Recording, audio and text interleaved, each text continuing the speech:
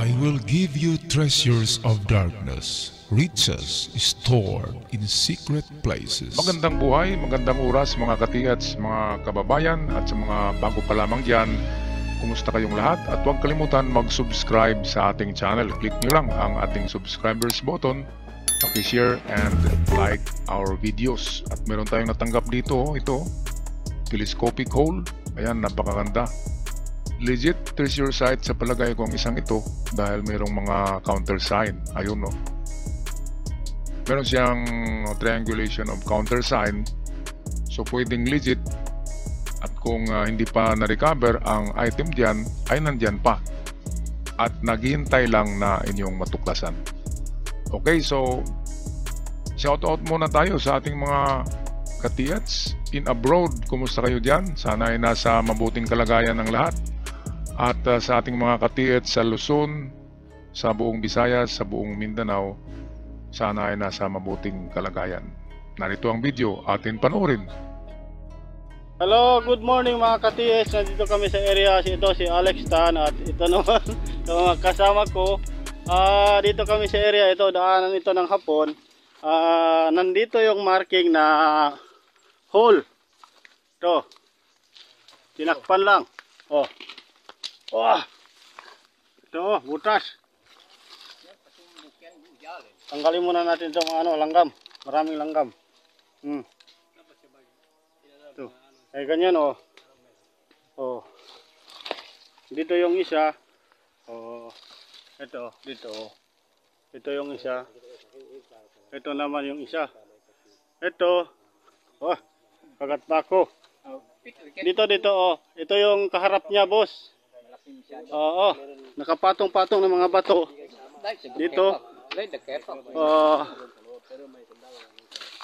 Nakatayo.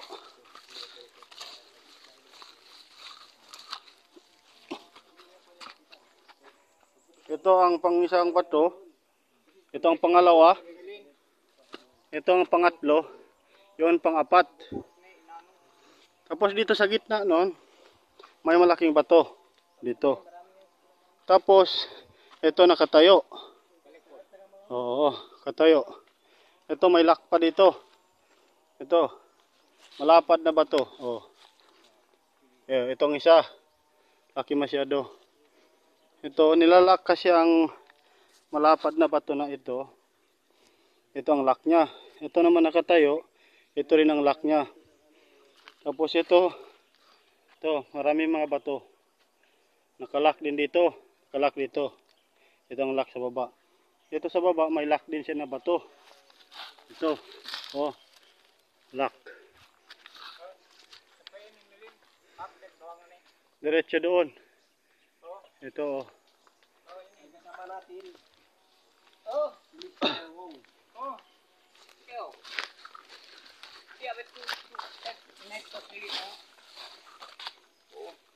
Transparent. Dito may lampasan na bato. Ito, lampasan na butas, oh. Yan. Lampasan. Pinatayo. Nakatingin siya doon sa kamada na bato. Pero dito, ito, laking bato. Oh. Turtle. Turtle to. Ito ang ulo niya, oh. Ito yung ulo niya. Oh.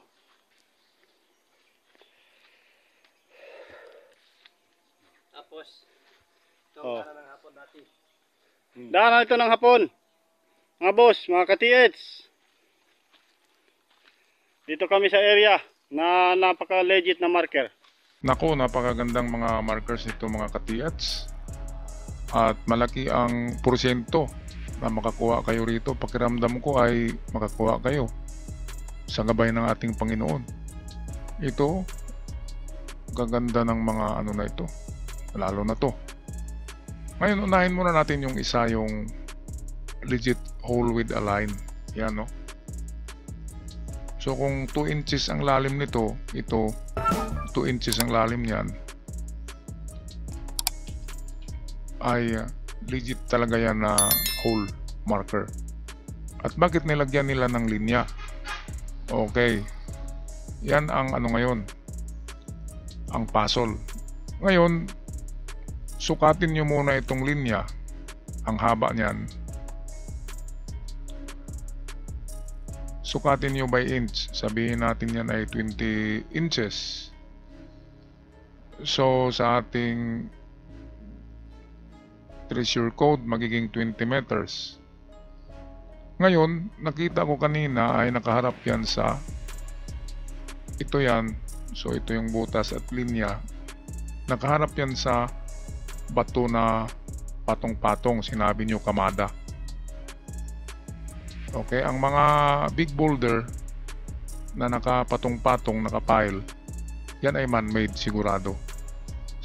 Sa experience ko mismo, treasure site ng ama ko noon, ay naunahan kami sa pagkuha ng item sa ganyang nakakamada ng mga bato.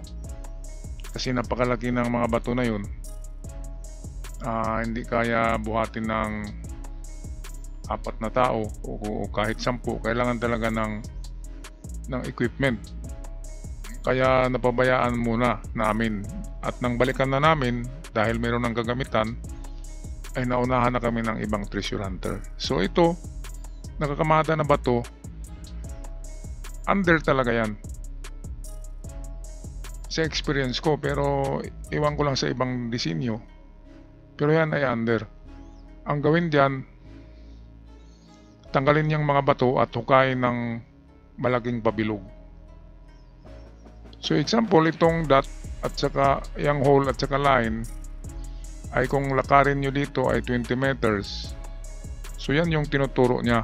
Itong hole, yan ang tinuturo niya. Tingnan nyo sa kabila nito, baka teleskopyo yan. Baka true and true na butas yan. At baka ito pa rin ang kanyang tinitingnan. Pero kapag ganyan, 20 inches ang linya, ito ang haba, and then lakarin nyo yan 20 meters or mahigit, or kung ano ba talaga ang haba ng linya na yan sa actual. So i-analyze nyo na lang kung ilang inches yan, i-convert nyo rito sa distansya ng mga kamada na bato. At kapag more or less diyan tatama, so jackpot na yan. Okay, ibang marker. Ito ay katabi to ng ano di ba? Katabi siya ng dito yung isa na may linya rin. So dito naman ito yung pangalawang pag-analyze natin. Bakit yung mga linya ay, kung bakit tong mga linya na ito ay pareho ang direksyon. So ganito yan, i-drawing natin ng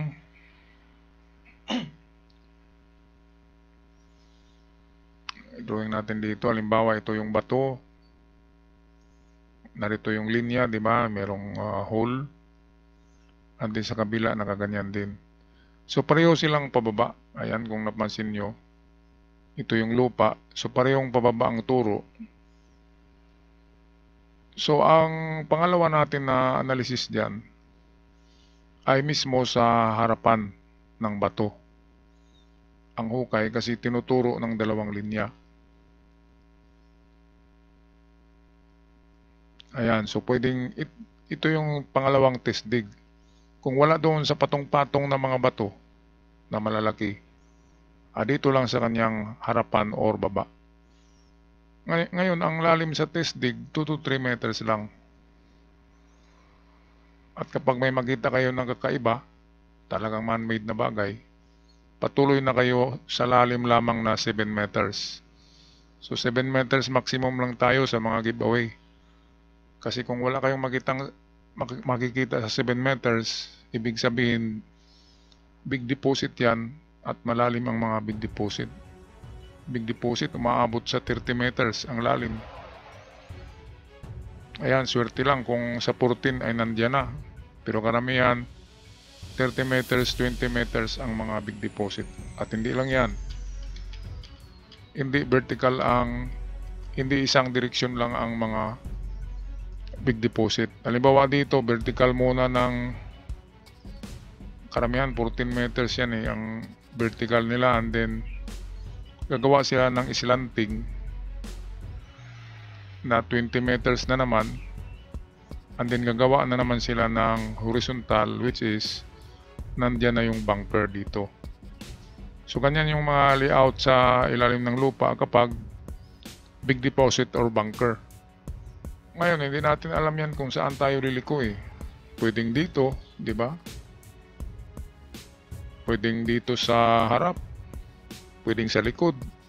Apat na possibility ang paggawa natin ng change direction, kaya mahirap talaga. Kaya ang advice ko, pag dating nyo sa 7 meters na walang makuha ay pahinga na muna. At hanap kayo ng mga mayroong scanner, ipa-scan nyo. At kapag malaman nyo na malalim talaga ay diyan na kayo mag-isip ng pangalawang pag-atake. Okay, so ito yung patong-patong na mga bato, talagang sadya, no? Magkasunod isa, dalawa, tatlo, at ang sa ibabaw niyan ay ito. Sana ba yun? Ito yung ibabaw. Napansin nyo parang may parang may mata, parang may ilong matulis. So palagay ko ito na yung ito na portion na ang nandyan pinatungan lang. Kaya tanggalin nyo ang bato na ito, itong malaki. Narito ang mata So dyan niya nakatingin. So pag natanggal nyo ito, hukayin nyo na ng malaking diametro. Sabihin natin 4 meters in diameter. Kaya nga binabak ko yan 4 meters diameter ang paghukay nyo kasi malaki siya na malaking area na pinagpatong-patong ang bato. So kung meron man kayong makuha dyan dahil patong-patong ang bato, yan ay hindi giveaway kundi yan ay isang medium deposit, medium marami-rami. Mga medium umaabot yan sa 7 to 14 meters. So dyan ang hukay, ito lang na portion kung saan nandyan yung mga nakapile-pile na bato. At ang maganda dyan dahil itong teleskopyo ay doon ito tumatama mismo, sabi nyo kanina, sa yung mga nagpile-pile na bato na kamada. Sabi nyo mga kamada na bato na ito nga merong malaki sa ibabaw na may mata. So yan ang tinitingnan niya. So ano pang hinihintay, di ba? Jackpot na yan. So yan, see-through, teleskopyo, telescopic marker. At dito siya nakaturo itong kamada. Kaya napakaganda. Dalawa lang ang digging spot nyo. Itong dito, tsaka yung merong linya. Ito na bato sa harapan niya.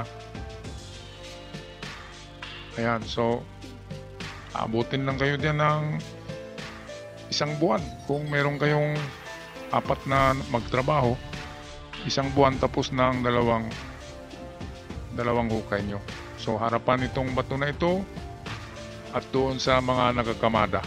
Ito, napakaganda. Good luck sa inyo mga katiyats. At kapag meron kayong makuha ay notify nyo ako para maidagdag natin sa ating compilation of recovery. Ako'y magpaalam na. Maraming salamat. God bless us all.